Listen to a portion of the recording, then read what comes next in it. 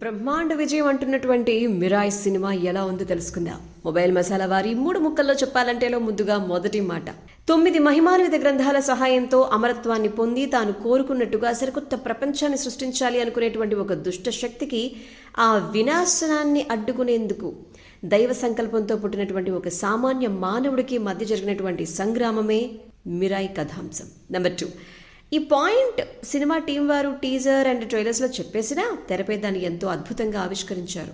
ఒక మంచి కొత్త లోకంలోకి తీసుకుని వెళ్లేంతగా దాన్ని రూపొందించారు అనేటువంటి విషయం, ఆసక్తికరంగా దాన్ని మలిచినటువంటి విషయం గురించి ఖచ్చితంగా కార్తీక్ ఘట్టమనేని సృష్టించినటువంటి ఆ సెటప్, త్రేతాయుగంలో శ్రీరాముని నేపథ్యంలో ముడిపెట్టినటువంటి ఆ తీరు, ఆయన కోదండాన్ని మిరాయ్ అస్త్రంలా సినిమాలో వినియోగించుకున్నటువంటి విధానం, ఆ మొత్తాన్ని కూడా తల్లి సెంటిమెంట్తో ముడివేసినటువంటి తీరు, ఇలా అన్నీ కూడా ఇటు పిల్లల నుంచి అటు పెద్దలతో పాటు అందరినీ కూడా థ్రిల్ చేసేలా ఉంటాయి. ఒక కొత్త సినిమాటిక్ అనుభూతిని అందిస్తాయి.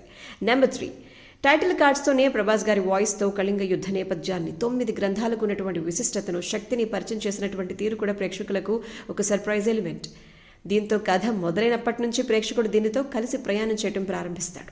ఆ తర్వాత ఒకవైపు అంబిక, మరోవైపు మహావీరలామ, వారి వల్ల కథలో ఉన్నటువంటి సంఘర్షణ ఎలా పుట్టింది అన్నది కూడా ఒక టేస్ట్ చూపించేస్తారు. సో ఫైనలీ చెప్పాలంటే గనక మిరాయ్ సినిమా తేజ సజ్జా, మంచు మనోజ్ల పర్ఫార్మెన్స్తో పాటు యాక్షన్ సీక్వెన్స్లు, విజువల్ ఎఫెక్ట్స్ అండ్ అటు ఇంటర్వెల్ అండ్ క్లైమాక్స్ ఘట్టాలు కొన్ని చిన్న చిన్న సాగతీతగా ఉన్నప్పటికీ కూడా మంచి కనుల విందు, యాక్షన్ పసందు ఈ మిరాయ్ సినిమా థియేటర్స్లో మిస్ కాకూడని సినిమా.